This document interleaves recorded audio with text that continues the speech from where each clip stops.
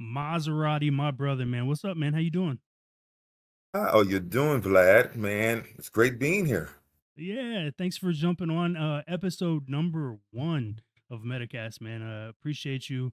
We've got a history. We've known each other for a pretty damn long time, man. I don't know how many years exactly, but it's been a Wow. long long time, It's been long a time. long, yes, really Yeah. long. So you feeling good? You doing all right? Things been good? Yeah, my man, I'm doing pretty good. I mean, life is good, in RL and SL. Yeah, Good. everything is pretty good. Yeah. Good. Now, so I was checking and I seen like any good podcaster is gonna do, we're gonna try to do a little bit of digging on you and stuff like that. And I seen that hmm you have been on Second Life, this version of a metaverse, for like 9.5 years. That's wild to me because it seems like we've known each other longer than that, but then I don't think I've been on Second Life that long either. So, but what got you into Second Life, man? Like? How'd you even hear about it? What got you started in this thing? Well, actually, I kind of been on Second Life maybe a couple of years longer than the age of this particular avatar, Hmm. but it wasn't anything that I was here for a long period of time, kind of like in and out, in and out. Wasn't here as much at all under another avatar. When I decided to come to Second Life, that's when I changed over to, as you see, Maserati, and came here full time. Technically, I've been playing virtual world games since 2008. I came from another virtual world that's called Caneva. Uh, in Caneva, I was a club owner on there too as well, but mostly I ran an organization that's called the Alliance Family. Um, if I can describe the Alliance families, like they have the sororities and fraternities here in SL. Right, right. Yeah, well, as far as the Alliance family goes, it was kind of the same, but it was men and women together. Okay. I've never heard of this other platform whatsoever. Never. Yes, yes. It actually funny. It actually was based in Atlanta, Georgia. Oh, okay. All right, all right. Yeah, it was based in Atlanta, Georgia. And when it actually was getting ready to shut down, um, me and the rest of the members of the Lions family was trying to find another platform to come to. And I have already known about Second Life because I was kind of like in and out over here. So I decided to come to Second Life to bring Alliance over here. Second Life, the platforms take up so much um, as far as room, and you need a real good computer to really run Second Life. And a lot of the people came from Caneva with me, just couldn't really handle it, and it didn't really like certain setups about Second Life too. So end up Alliance didn't really last long here in Second Life. So I ventured into one of my first loves, and that was music. Oh, so was music kind of what it got you to like stay in Second Life? Is that what I mean? That was going to be my next question, anyways. Is what locked you in on this platform? Was it the music side of it? Actually, it was the few friends that was already here. Um, Maya was already here. She actually was one of the people that helped to get me here in Second Life, and I knew a Oh, some few other friends. people too as well. Nice, So nice. it it was really that, and then I have to find something to do because Alliance wasn't a part of the equation anymore. So I said I just love music. You know what? I had clubs in Caneva. I'm try opening up one here. Wow, that was a challenge. So wait a minute, was that would that have been like I don't want to I don't know for sure, but would that have been like the early version of like Ebony Knights? Yeah, the club that I opened up here in Second Life. Yes, it was definitely Club Ebony Nights. I decided to open it. And to be truthful with you about it, I noticed when I first came here to Second Life, compared to what it was to Knievel, it was different. And it was different into this equation. It was like segregated in a way. I wasn't used to this thing called the urban side of the grid or this side of the grid or that side of the grid. I like what? Hmm. I wasn't accustomed to that because in Geneva we all was together no matter who or what we were. Right. Because my clubs in Geneva, we played from hip hop to rock to techno music to a little bit of everything. Right. So it was kind of a different type of feel when I came here to Second Life. You know, that's an interesting point that you just brought up. Is I think when I started Second Life, I can't remember how long I got into, you know, how long I'd been here before I'd even known that there was like what you would call the other side of the grid. You know what I mean? Like Yeah, I had no clue. I had no clue. me. And being a, you know, being a primarily at that time a hip hop DJ, like, I didn't know. I had no clue that there was this urban side of the grid that, you know, I could have just went over there and spun my whole day away if I wanted to, you know, at that time. Hmm. But it was wild when I found that out. Why do you think, like, you know, it's going to be a weird question, but why do you think that there's like that segregation that you just mentioned? Like, why do you think, like, it's even, you know, we deal with enough of that in real life, like, why do you think that do you personally, why do you think that that's in Second Life as well? That's a deep question right there. Right, right, right. It probably has a lot to do with how it is in real life. Yeah. uh, to be quite honest with you, I think from my experience with different people in Second Life is that they actually came from uh, different other platforms too, and they only communicated with people who was like them in a sense. Right. So I think when they all pretty much came to SL, they kind of kept it the same because it looked like whoever was clicks before Second Life either was available to them. Look like they stayed that way even coming here to the virtual world. It's very weird because what was one of these other platforms I heard people came from before they actually came to Second Life. IMVU. Yeah, IMVU was one, and was another thing too. It was just they was able just to voice. It wasn't really much of video. I can't recall the name of that though. Yeah, I'm not But sure. I just think of just people who knew each other already and they came into this game and they I guess they kept the same little circle more than likely. Right. That's the only way I can think about what may have happened to be the segregation. Because I know in Geneva, when we all came, when I first logged on Geneva, very first day, I was excited, say, hell, yo, this is pretty cool, virtual world. And I want to meet everyone, no matter who was who and what was what. So to me, it wasn't even about, oh, I just want to get with somebody who's maybe just black or just white. I wanted to just go around and just meet people and have fun. Right, right. And Geneva was also a much smaller platform than what Second Life was too as well. So it's more of a family type environment that we had on Geneva. Even though it was thousands and thousands of us, it was still much smaller in Second Life. Because when I came to Second Life, I was like amazed.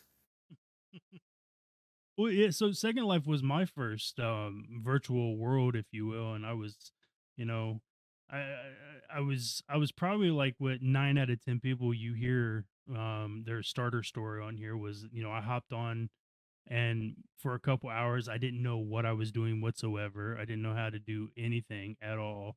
And it was confusing and not very, to me, I mean, they've progressed, but to me it wasn't very starter friendly. So, I tucked it away. I put it down and went away for a little while, and then came back to it one day because who knows, I might have seen a commercial or seen it on that, what, CSI, I think it was, or something like that, right? And and then boom, I was back into it, and then the rest is history, if you will. What was kind of like what was some of like those biggest challenges for you when you first got here? So I mean, I imagine it was like, computer and stuff like that, but I mean, like in general, inside of Second Life, what was some of those biggest challenges? The biggest challenge I think for me was, once again, it felt like I come from a smaller platform in Geneva that we was together.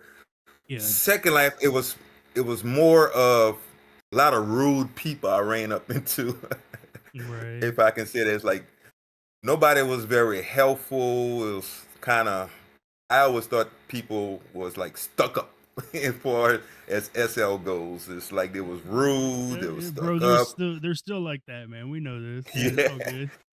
yeah, wasn't helpful. So Right. yeah, it was an experience, but I had the few handful of people that I knew I was able to continue to connect with and just met people along the way in my journey. Yeah, it made it better for you. Yes. Yeah, I feel that, man. I'm the same way. So let's talk about Ebony Knights for a minute, man. Sure. Um, like your first, was it? Is it safe to say this was like your first real, like Mhm. massive creation when you got into SL? Yes, and I want to start off by saying this here. Happy birthday, Club Ebony Nights, because August 12th is our birthday. 9 years on the grid. 9 years on the grid. Bro, I didn't even know that, man. That's Yes. crazy. Like, all right. I mean, is there anything going on tonight? I'm gonna keep it in the pod. It No, doesn't matter. no, no. It's nothing going on tonight, but we are in the process of right now creating a whole new venue and a bunch Yeah, of new things that we're going to be doing. But it's nothing especially tonight. But yeah. we definitely have something coming real soon in maybe a week or two. Well, good, man. Because me and Susie, we love Ebony Nights, man. It's one of the places, you run across them. They're few and frequent, but it's one of the places that you go to, and you really feel like, especially when you go, on a regular basis, you just really feel that comfort and that like everybody, like I just want to say family atmosphere. I know that word is probably overused in Second Life, when certain people don't mean it or something like that, but Ebony Knights has always been good to us, and we feel that we've always been good to Ebony Knights as well, man. We Yes, love that. definitely. I mean, it's got a lot to do with you, but we'll get more into that, right? I mean, Maz, you're pretty much a day one for me, man. We really respect you and really look up to you, man. You do your thing, and you keep your head on straight. That's the big thing. You're one of the few real people that you can count on inside of this game. Um, so with Ebony Knights, well, happy birthday, Ebony Knights, of course, like you just said. What made you want to open up a music venue? Like I know that your DJing goes back. You're a DJ. Was it because you wanted to just have a spot for yourself and maybe some friends, one or two friends, to be able to play some music that maybe you couldn't play other places or something? No, the reason why I wanted to open up the club, which is Ebony Nights, is because I was looking for something else to do in Second Life that I would enjoy. And music has always been a love for me. I love music. So I say, you know what? Let me go and open up a club. Now, I would say this to anybody coming to Second Life to try to open up a club. Don't try to do it as a newbie because I did it without knowing anyone. I never worked in any of the club. I didn't even know what the word Raz mean. I Right. didn't know anything. I just decided I'm going to open up a club, not knowing nobody, not knowing anything, not having to work in any establishment at all in Second Life. It was like you just throw a newbie in here and just say, go for it. That was me. Straight up newbie and just went for it. Don't know any DJs, any hosts. Don't know. anyone that worked at clubs. I visited a few clubs in Second Life, but I knew nothing. And I just decided I'm going to learn from scratch and just go for it, me and Maya. Oh, Maya was there from the get go, huh? Maya was there A1 day one. Wow, that's wild. I didn't know that.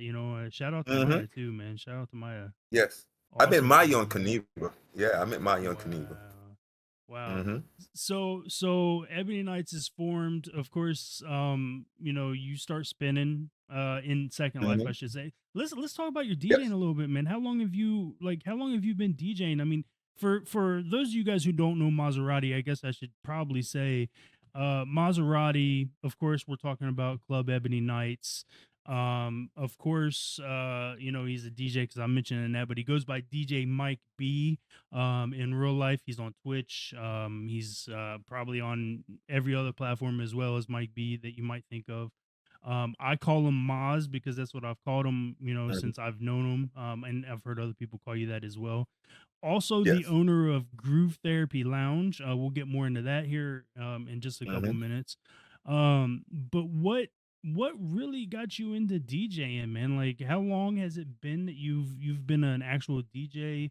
Of course, live mixer. I've seen you on Twitch myself, and of course we've known you from Ebony Nights. Anyways, you could tell when you're listening to somebody live mixing. Anyways, um, Hmm.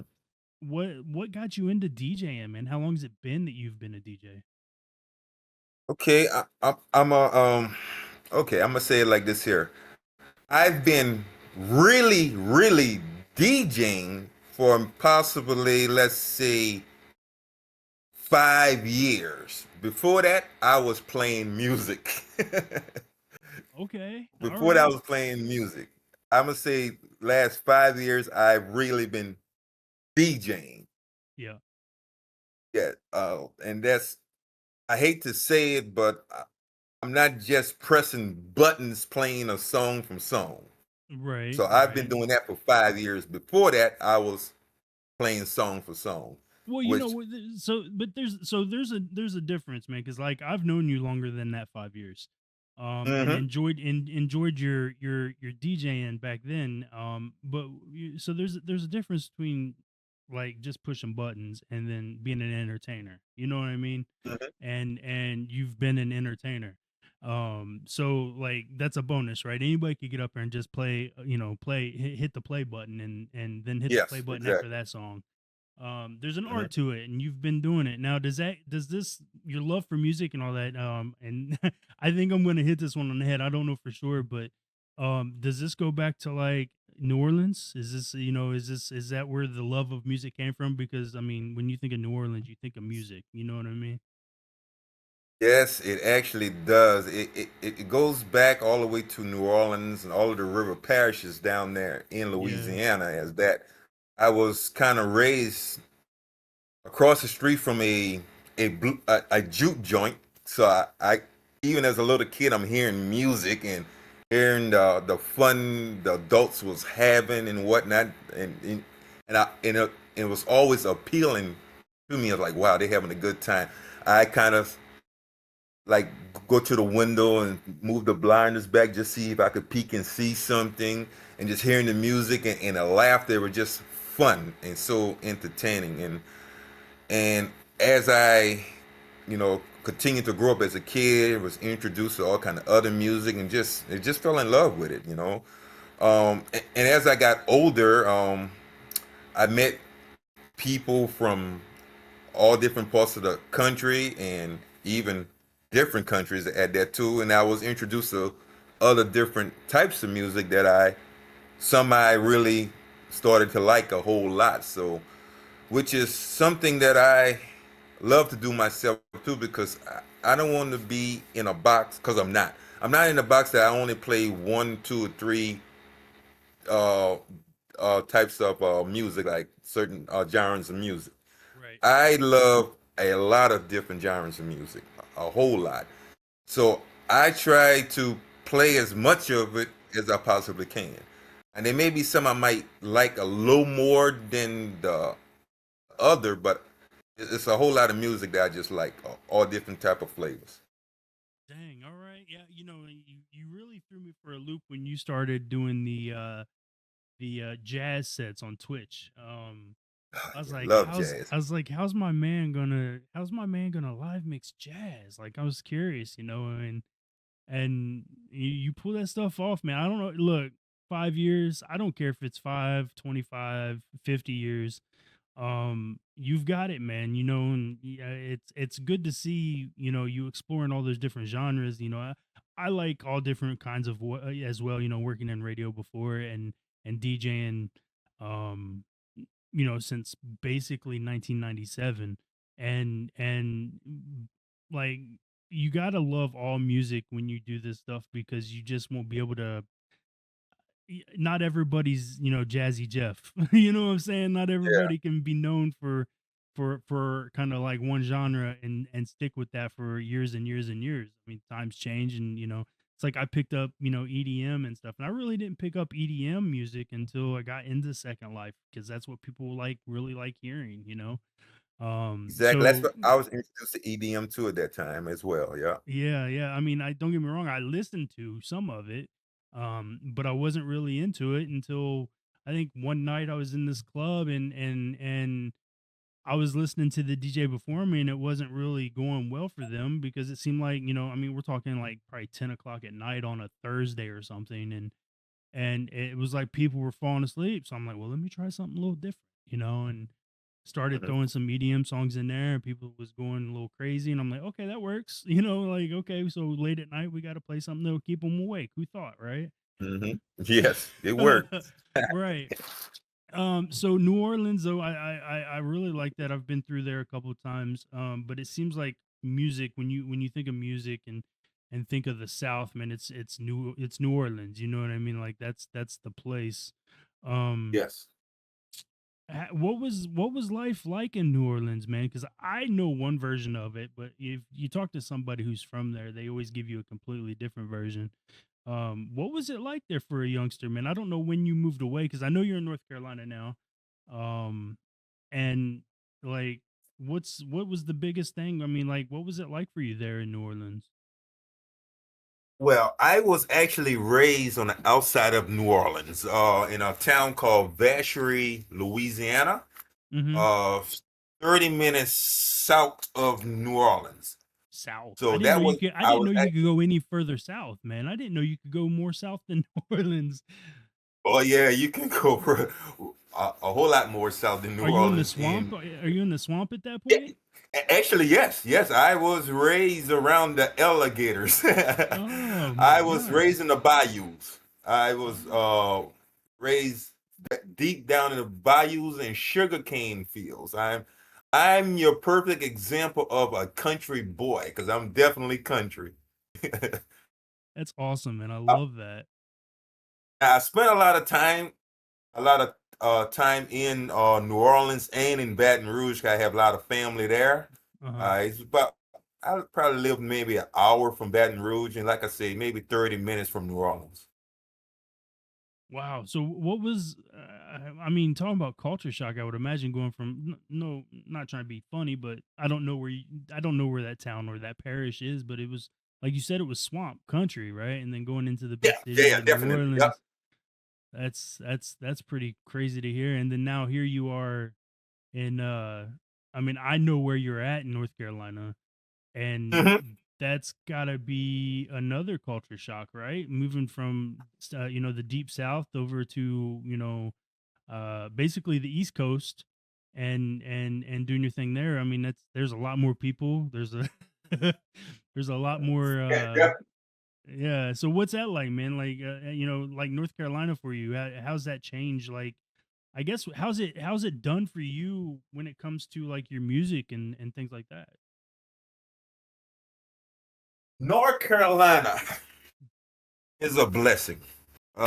Blessing it, blessing in disguise. There was a lot of stuff going on when I was in Louisiana, and being able to get away from home to come to North Carolina, it really helped me out in a lot of different areas in real life. Mm-hmm. Um,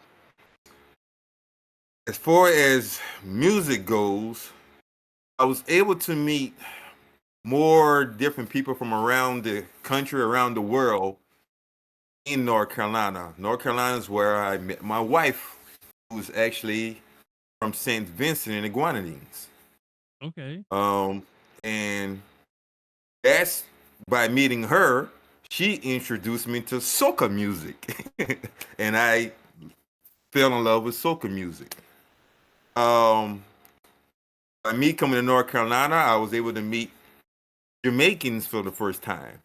Jamaicans opened a door for me to learn dance hall and reggae, which I fell in love with. Um, Wait. You said the first time you met Jamaicans? First time I ever met anybody from Jamaica was in North Carolina. That is wild for me to even fathom because like Hmm. because you would think that you would have like had like a major experience with like with Jamaica with I'm trying to think of some of those other countries down in that area because of like voodoo and hoodoo and things like that, right? As an outsider, that's wild to me. But please go on. So you got into Jamaican music and stuff. Well, one thing since you mentioned voodoo, I've never met anybody outside of wasn't a native of New Orleans, a native of Louisiana that did voodoo. Yeah, like no Haitians or anything. Like I never met everybody who I knew that practiced voodoo was actually born and raised in Louisiana. It was native. Wow. Yeah. Wow. Hmm. Okay. All right. All right. All right. All right. So North Carolina's changed you in a lot of ways then. I mean, it's how long have you like how long when did you move away, I guess I should say. Like you moved from New Orleans, I'm sorry, Louisiana to North Carolina? 1993. 1993. Wow. Yep, That's 1993. I left home and came here the summer of 1993 at that. wow, man. Wow. So what's the biggest change in between Louisiana and North Carolina then? I mean, you said it's been a blessing. But what was that first big change that you noticed? First big change was I was used to seeing flat land because everything in Louisiana is flat. I Right. came here, there was hills and mountains on the East Coast. That was the biggest change. Like nothing's flat anymore. Right. So And another, I think the you're biggest change when I think about is the food. oh, food for sure, man. Food for sure. Oh my You're in the God. are you technically in the Appalachians? No, no, no, no. I'm not far away. I'm Okay. possibly, let's see, I could get to the Appalachian Mountains in probably about an hour and a half drive. Oh, okay. All right. So you're east of them Yeah, then. yeah. Okay. All right. I wasn't sure, man. I wasn't sure. I just know that like it seems like no matter where I go, I can't get away from them. like I'm like so people who don't know me, I live in Atlanta, and like so we're right here, basically on the tail end of the Appalachian Mountains. Um, okay, so I mean that's interesting though. The food, man, I love me some food. That's for sure. Um, Yeah. I miss let the me. food back home. Oh, I bet you do, man. Like gumbo and Yes. just crawfish in general and Yes, fresh crawfish, cause I can't get nothing fresh here. right. Yeah, I bet, man. I bet. Yeah, I just don't know what that's like because everything I've had probably wasn't fresh, but it was good. Don't get me wrong, it was good. Yeah. So let me try to get you back into SL just here a little bit. Like, Okay. what do you think? What do you think that Second Life offers or does better? I guess I should say than like real life, man. What do you think that it does better? Oh, that is so easy. Connection with everyone, with anyone around the world. Love it. I have met some really good people in Second Life from around the world that I probably wouldn't have ever known because you have to actually travel everywhere to meet these people. I've I've built relationships in SL with people in other countries that I have stronger bonds with my real life, some of my real life family members. Right. No doubt. Yeah, No so doubt. that right there for me is key, and the reason why I will always love SL. I'm with you. I'm with you. That's probably gotta be my biggest thing too. Is it's gonna be the relationship you get. Obviously, I'm not an introvert by any means, but I guess the older I get, the more I am. And I don't know if I should blame that on Second Life or not, but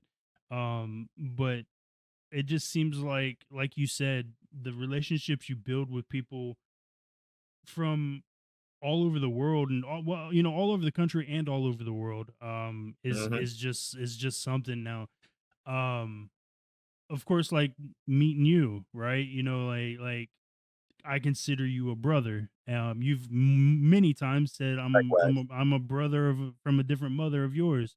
That's right. Yep. And I Yeah, mean yeah. that. It's just not just words. No, yeah, exactly. Exactly what I was gonna say. I remember a couple years ago you was gonna come down for I think a Commanders game. Um It's and going to and happen this year too. yeah, me and Susie was like, bro, you could stay here at our place. It didn't end up Hmm. happening, but we was dead serious, man. You and any of Hmm. your family that come, more than welcome to come over and stay here. And it's because of the relationships that we built off of here, of course, and wouldn't have met you any other way. I could almost guarantee that. I mean, there's just no way Hmm. we would have ran into each other, sadly. But Yes. like I mean, we've met people that we met off Second Life. We've went and traveled Yes. and met them down in Florida and things like that. I mean, it's things that definitely would never have done. And I've just got to agree, man. It's probably the best way. It's like the ultimate old school AOL chat room. You know what I mean? Like, Yes, right. yeah, it's like the ultimate chat room. What do you think that Second Life gets wrong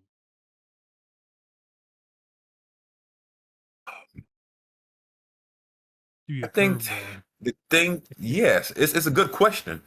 Really good question. I think the thing that it gets wrong or could do better, should Uh I huh. say, Yeah. is kind of one of the things I spoke about earlier, as far as you have to have a certain type of gaming computer or whatever to get on here.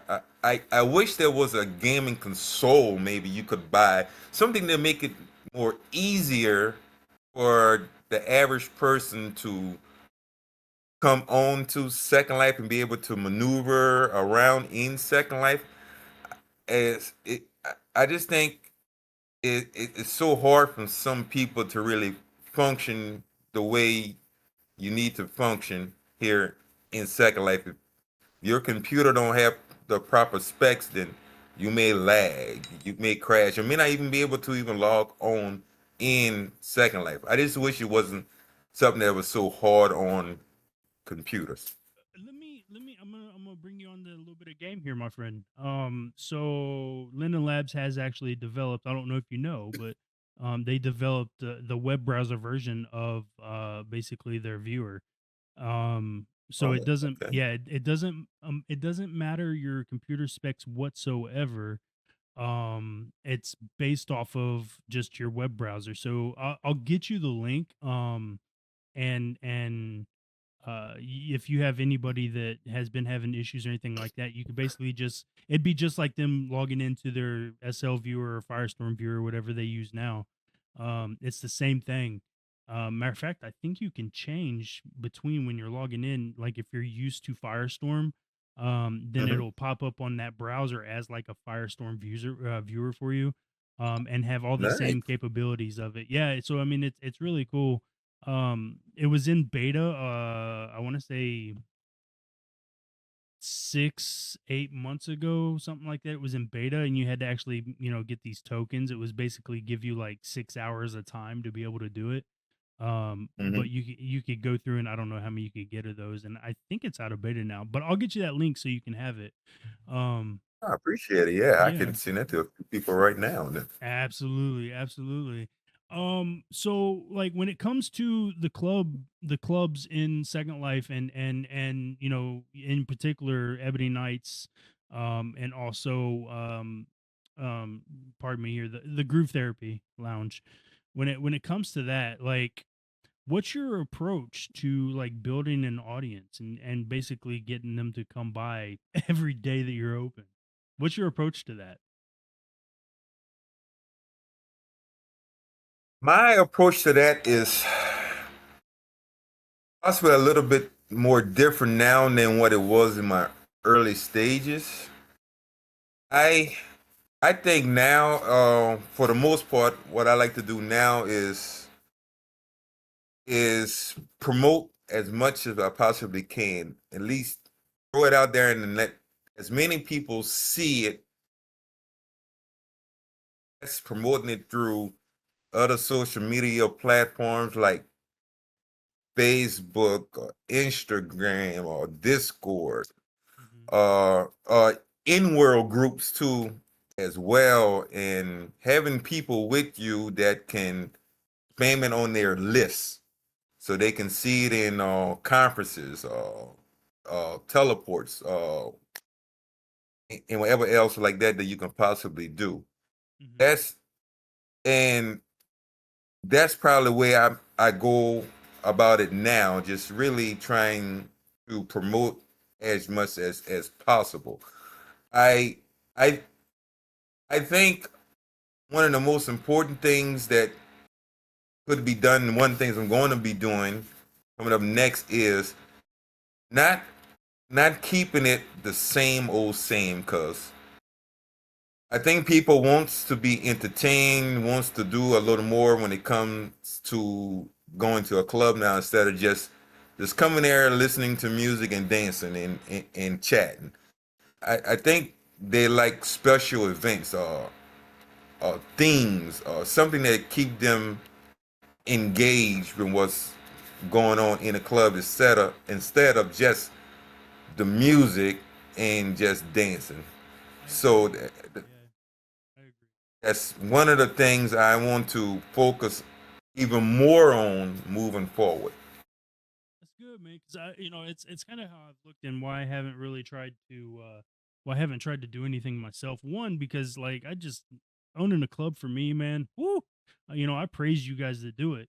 But it's just you gotta learn now, now more so than ever.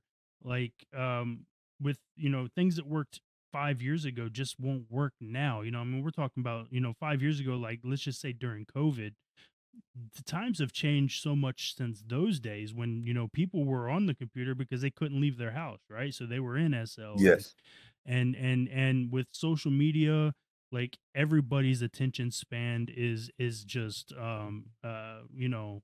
it's so bad. I mean, we're It is. literally judging within like 2 to 3 seconds if we're gonna like a post, if we're even gonna stay to watch it all or anything. So like, as a club owner, I feel you've got that same struggle, but now it's magnetized because I don't care what anybody says, you're putting real life money in here. You're trying Yes. to make a somewhat of a business off of this, hoping that it'll at least pay the tier that it's sitting on, right? And Yes. Hopefully. and right, hopefully.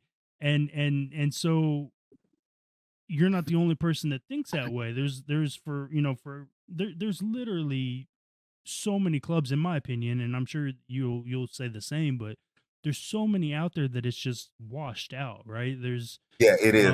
yeah, Yeah. I mean, I remember back in the days, you used to be able to, DJ to 70, 80, 90 people in a club on a sim, and now, a good night for somebody while they're DJing is like 20, you know what I mean? And it's just changed that much. So like, yeah, I feel like the more different you are, because you have to stand out as a club now. You got to bring something different than just DJs that'll get up there and play music and hope that people will Yeah. show up, based off your name, because that's not going to work no more. So Yeah, good, exactly. yeah, good on you, man. Good on you. Like, that you're going to do some things that are different. I think the more, and this is going to be a weird little like kind of paradox, but I think the more that you try to, not you in particular, but just DJs and, I'm sorry, club owners in general. I think the more that they try to blur that real life, second life line, like with social medias and thought processes and how you would run something business like in real life compared to how you run it in second life. I think you got to start blurring them lines even more now to be successful in this game that we call music industry and second life. um Yes. so good for you, man. Yeah, I know. I totally know and support. Of course, I follow your Instagram and Facebook and all that stuff. And yes, for anybody who's out there who's not on Second Life and maybe thinking about getting into it, we have like our own dedicated we call it our SL Facebooks, and we got real Hmm. life Facebooks. We've got Instagrams for our real life and for our SL avatars, and you got to monetize yourself that way. um Put yourself out into the universe just like you are a digital creator, but your Avi is your persona, right? And your Yes, club, your exactly. business and things. So that's good, man. I want to see, like, that's what I want to see from you. I want to see different things. I want to see different ways of, like, different kinds of events and things like that, so we can try to you know uh just make it a better experience for people to where they want to show up to your place because they're like, man, Sin or Ebony Nights puts on these massive shows. Like, it's just amazing to go and experience, good talent, good people, great conversations, things like that. Good for you, man. Good for you. Mhm. Yeah, Okay. can't wait to see what comes out with the new Sin when it opens up. um Yes, yes. I'm what excited. are there ways, I guess I mentioned monetize, are there ways that you monetize? I mean, like, is there any kind of like monetary, money value that you get back from Second Life through Second Life or into your real world? Well, at one point, at one point, I was able to make money for say in SL, Mm-hmm. but my thing about it wasn't about cashing out Mm-hmm. because the money that the club was bringing into SL, I was like, okay, I am getting these donations from the people, the VIPs that attends my club. I'm not going to take it out of SL for me in RL.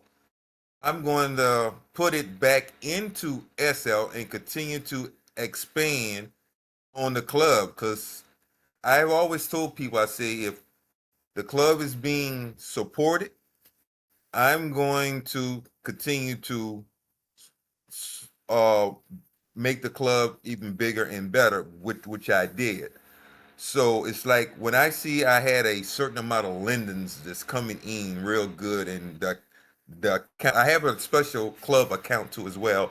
That every time the donation goes into the club, is for the club. It's not for Maserati. I don't touch any of the lindens that people donate to the club. Like some other people may do, because which is fine. That's their club. They can do whatever they want to do. They want to make money. It's a business. Yes, I agree with that. But it was never my focus to make money. My focus was continue to bless the club. So it's like if I expand the club a certain amount, it's like if the linens keep coming, I'm going to keep expanding. I'm going to keep building on the club. I'm not going to just sit on Linden's. Because really, the way I looked at it for myself is those linens is not for Maserati. Those linens are for Club Ebony Knights. So I'm going to continue to build Club Ebony Knights. Now, they come to a time that I built so big at one time, and I've learned I'm not going to do it. I'm probably going to stay a certain size, maybe. But I've learned that even though the club may be doing real good, sometimes you have to be wise enough and smart enough and be like, okay, I'm going to stop right here and just kind of just continue the flow that we're in, because I kept getting bigger land and bigger land and bigger land because the lendings was just coming in. All right, so I'm gonna say, you know what, I'm gonna keep expanding because it's not my money. So, but at a time then, COVID came, stuff started to really slow down, and some other stuff started to happen. And then I started to get burned out too as well, so I had to downsize. So by me downsizing because of situation with COVID and me being burned out along with some other things, it's like okay, kind of starting back over again. So now I've decided that okay, I'm gonna probably build to a certain point, and I'm gonna possibly stop right there. And if the lending start coming in the way it was, I'm just going to continue to bank those lendings in a sense for the club, not for myself, and not really trying to get anything that's so big and so much more expensive to really have to pay for that would take more lendings because it really doesn't make total sense. I think the first time I just wanted the lenders coming in. I'm going to expand if I can get a full sim, I'm going to get a full sim because the people keep blessing the club. Okay, right now I'm to the point if I get back to that, and I'm going to stay in a certain position that in case times get hard for whatever reason, another COVID or whatever, the club will still be able to function because we have a surplus of lendings that be able to keep it going, you know?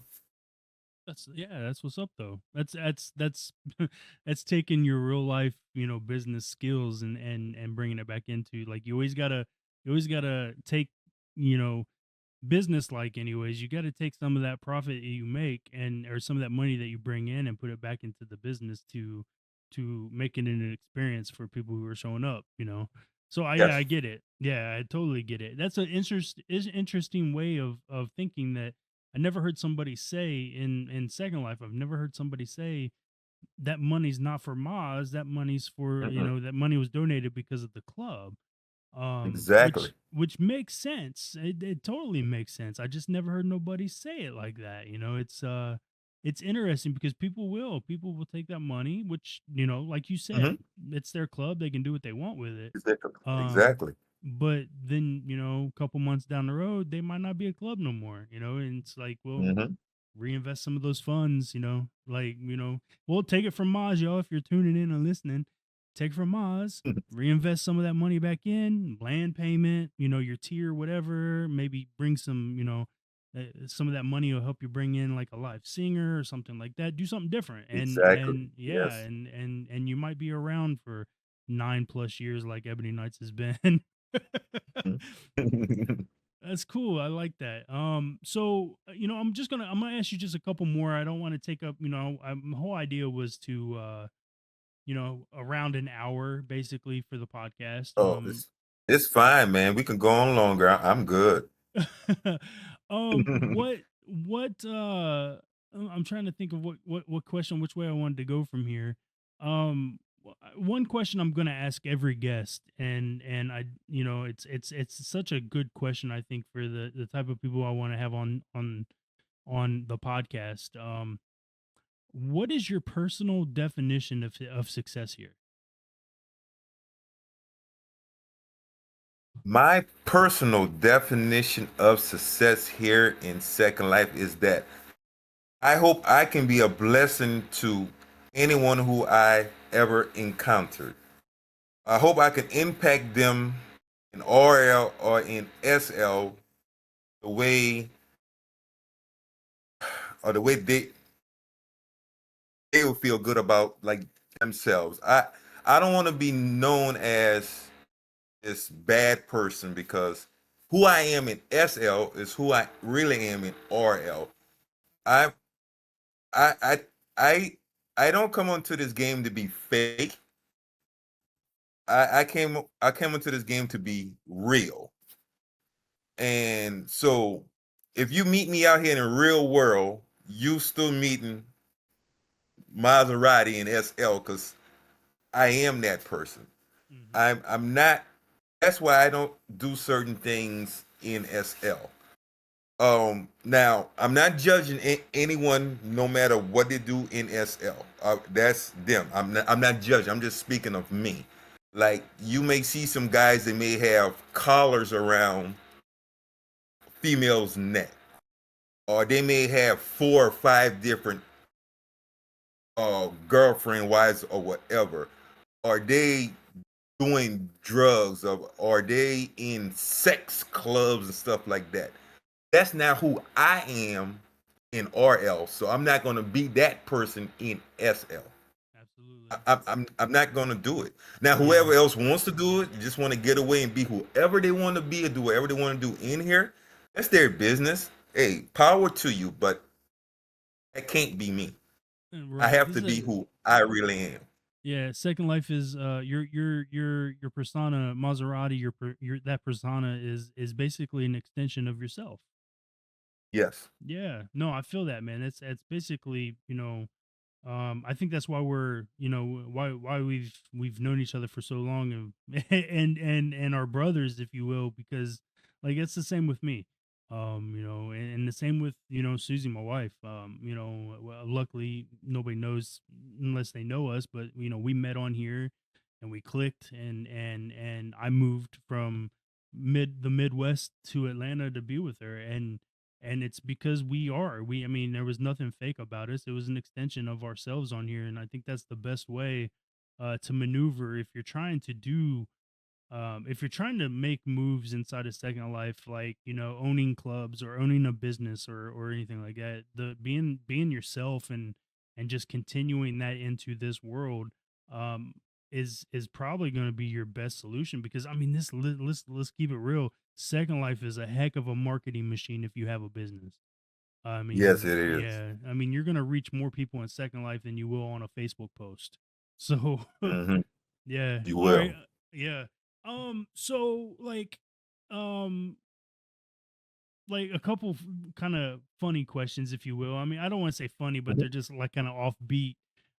If you could swap, like, so you've known, I should say, a lot of people through networking here on Second Life, and people have come in and out of your life just like ours, or just like me, and things like that. But if you could swap avatars with one person for a week, who would it be? Anybody. Anybody. Wow, that's a good one. If I could Yeah. swap avatars with a person, who would it be? Woo, that is a really good one. Let's see. If I could swap avatars with a person who, you know what? I don't know his name, but the owner of QOS. You know what, I don't know his name either, I just know the club. I mean, Yeah. our mutual friend, Serta DJs at QoS all the time, Yes. and yeah, Hmm. so like that's another guy I want to try to get on here, by the way. If I ever get him to stop DJing long enough to free up an hour, but Oh yeah, tell he'll do it. yeah, tell me why, man. Tell me why QoS, the owner of QoS. We'll get his name. I'll probably link it down below here on the podcast. You guys will be able to see it when we're done here. But why him? So much is going on over there. It's like me being a club owner too. I'm interested in seeing how different club owners run their establishment. Hmm. And QoS is most one of the most popular clubs on the grid. And I would like to get, like to have an inside view to see how, he may do things there. You know, just out of curiosity. And there's like a lot of other club owners too. It just, pretty much just seeing how they run it, because I feel that I can learn more things from other people, and what to do and also what not to do as well. It's just more of an educational type thing that I would say. I would like to, probably be in this avatar and just see, how things are ran there. Okay, all right. I feel that. Like I don't. And I apologize to the owner of QoS. I don't know you personally. At least I don't think I do. But I'll get your name and I'll link it down below. so that you get the credit here because we're talking about you.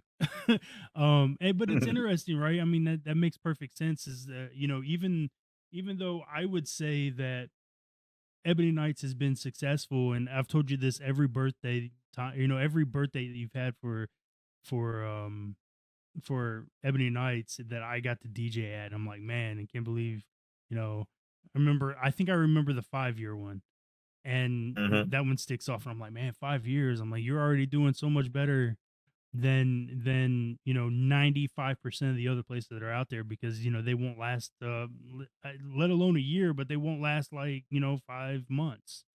um Yeah, yeah, so that's cool though, that you have that approach, that you just want to just keep making it better, so getting a view from other people's businesses and seeing how they run things, how that could yeah. definitely help you out. Yeah, well, maybe we can get you Mhm. guys to link up, and you guys can share information back and forth or something, who knows. Oh, that'd be um cool. um I guess, yeah, I think I'm gonna go with two more questions, and like, keep to kind of keep this kind of offbeat. What's the weirdest like event that you've ever attended here on Second Life? Oh, wow. The weirdest event I ever. Mm, the weirdest event I ever. You know what? I'm not going to say weird. I'm going to say different. I went to a. PC. Look at you being PC. I got you, man. I I went to one of these gothic type events before, and they was Hmm. playing some. I don't even know the type of music, like the music you would hear in those, like you'll see it played in these vampire movies in those clubs. It's like a Industrial. form of techno type music. Industrial. I had a feeling you was gonna say that. It's industrial music. Yeah. Yeah, Yeah. but I had a blast because I got to just act crazy and wild. It's just like jumping around on everything like they were doing and just having a blast, just having fun.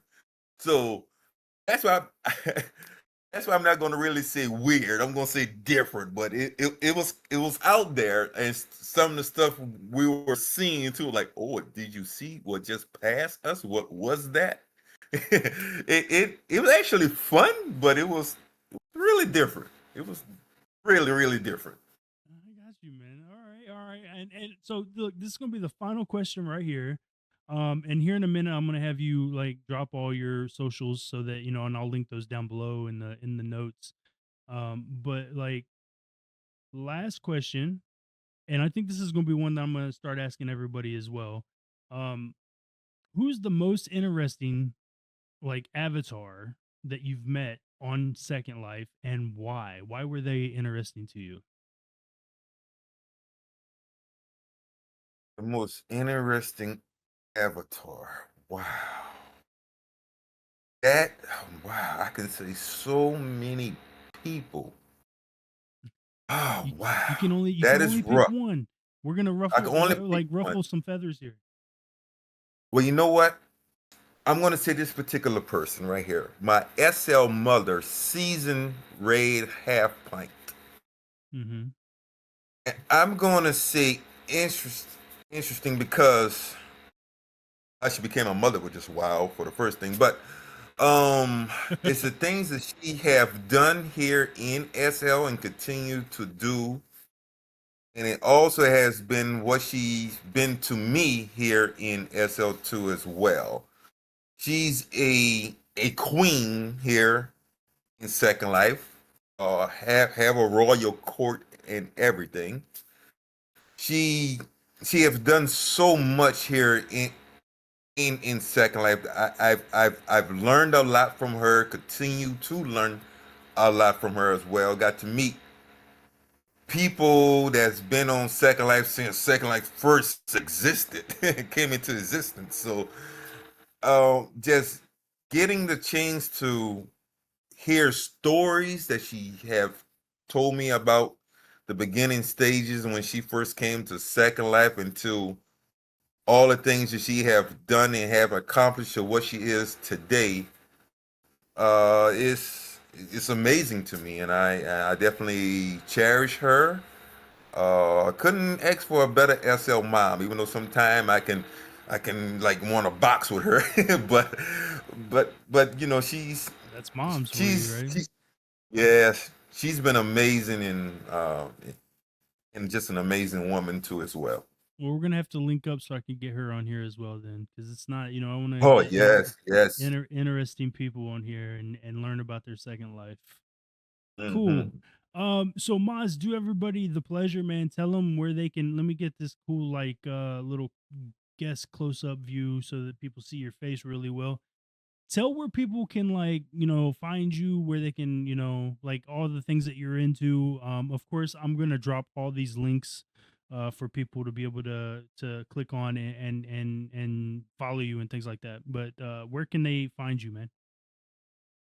Oh yeah, well, you can find us Club Every Night. We're actually in search. Just search us right here in Second Life, and it should come straight up. We're gonna be changing landmarks and stuff real soon. I'll be updating all of that. Um, and it's Club Ebony Nights. You'll be able to see us um all over the social media platforms as far as Facebook, Discord, and Instagram, and also in world. Club and Nice, I just established a new venue that's going to be opening soon. One of our Club Every Night's main venue is going to be, and I'm gonna have another place that we're gonna actually be able to have sets and whatnot. It's gonna be Club Ebony Nights Gardens. We're gonna have Club Ebony Nights rooftop venue, which is going to be called the new Groove Therapy Lounge. It's going to be on the rooftop of the new Club Ebony Nights main venue, and it's going to be called our new Groove Therapy Lounge. And we're going to have the House of Soul and R&B is going to be returning. It's semi-formal establishment. You get to hear some really good music, some nice classic soul music, jazz, R&B, neo soul. We're gonna have live singers there and everything too as well. So we definitely gonna be mixing up with a whole lot of different styles of music. A lot of cool DJs we're gonna have coming over. Hopefully Vlad will be one of them. Oh, definitely, And definitely. yeah, we we want to have some fun. We want to do some things differently. One of the things I'm going to do this time around than last time is that I still have to have some time for real life. Mm. So I won't be it won't be an everyday thing. Uh, we're gonna have sets on certain days of the week.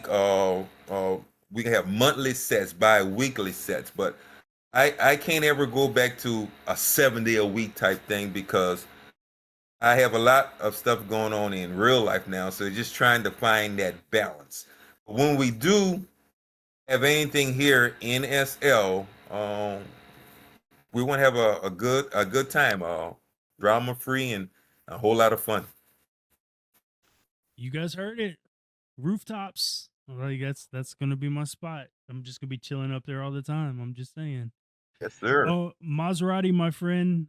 I can't wait to see what Ebony Knights does from here on out. The future is looking bright. Of course, I think that if anybody's gonna be able to uh just continue being successful, it's gonna be somebody like yourself. If you guys don't know Maz, get to know him. He's an open book. He's gracious. He gives you time if you need, if you want to talk. Ebony Nights is a fantastic place. Like I said, you'll catch me and Susie there. We love going and supporting Maz and Ebony Nights. Maserati, my friend, thank you so much, and I appreciate you, man. Man, this was an honor. I appreciate you, my brother. All right, buddy. You guys can check out episode 2 will be coming out soon. If you guys are interested in being interviewed here on the podcast, you can contact me in World, Lord Vlad 937. I'll leave all my contact information down below. Thank you guys so much, and until next time, peace out, yo. One love.